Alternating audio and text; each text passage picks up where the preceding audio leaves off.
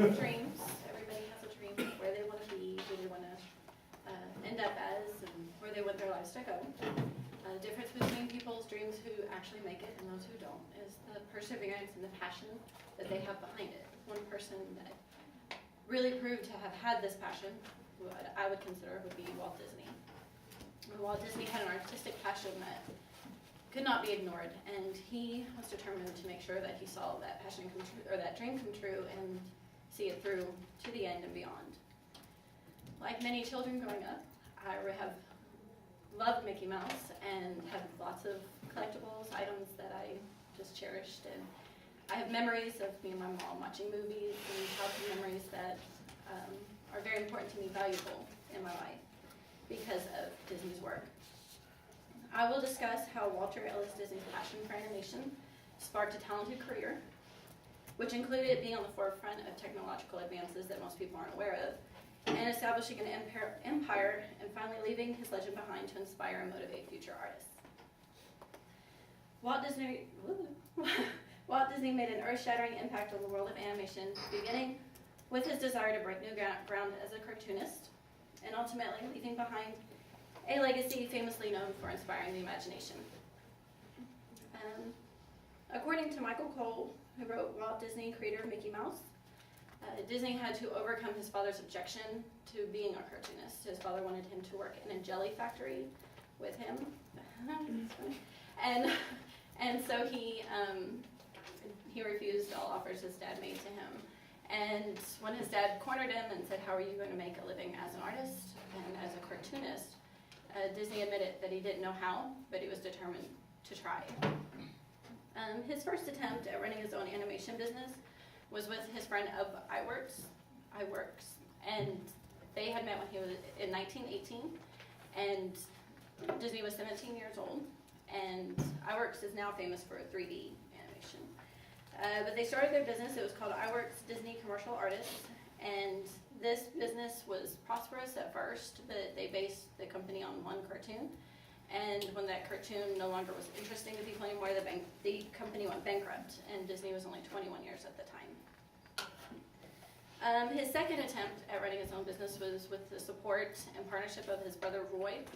Disney only had $200 to his name, and in 1927, they were running pretty good off of one cartoon called Oswald the Lucky Rabbit. This was bringing in decent money for a new business, and whenever they were bringing in money, they felt very comfortable and didn't have any worries, until a film director named Charles Mintz managed to steal the rights to this character and left Disney out in the cold. So he was forced to hurry up and draw a new character, create a new character to support his business so it didn't go bankrupt again. When he created, with this, he created Mickey Mouse.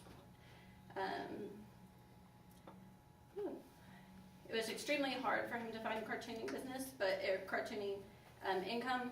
So with Mickey Mouse, he had to do something different. With the cartoon at that time, people were just laying sound over finished cartoons, and he had to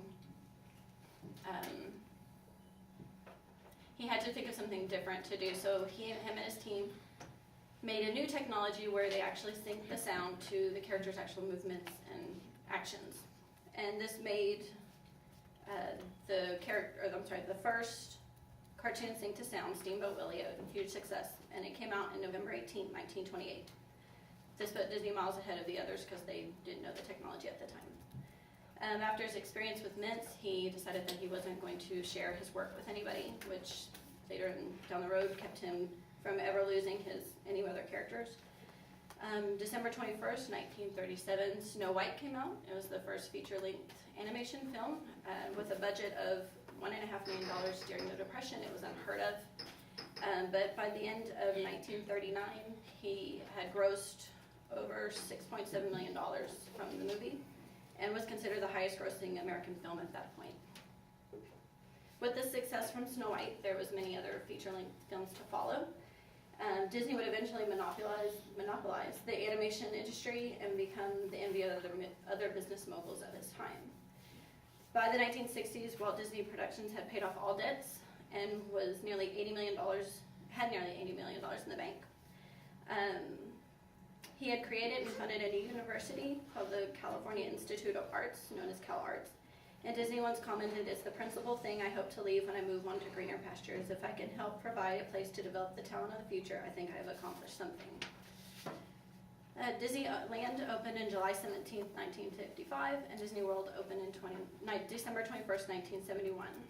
And so as you can see, Walt Disney's passion to see his dream come true has forever changed the face of animation, and overcame many obstacles to see his name become a recognizable name in animation. So as